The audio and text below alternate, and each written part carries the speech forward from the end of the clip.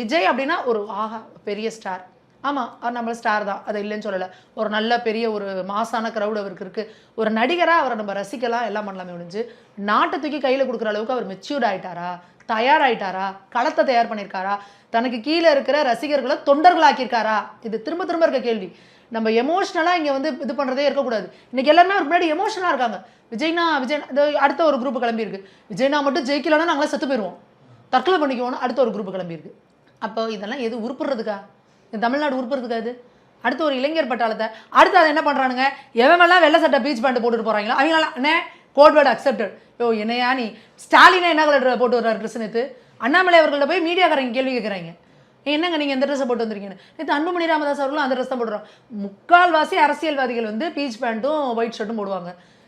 போலீஸில் இருக்க எல்லாரும் அதை போடுவாங்க. காக்கி பேண்ட் அப்படியே போட்டுக்குவாங்க, மேலே மட்டும் ஷர்ட்டை மாற்றி போடுவாங்க, வெள்ளை ஷர்ட்.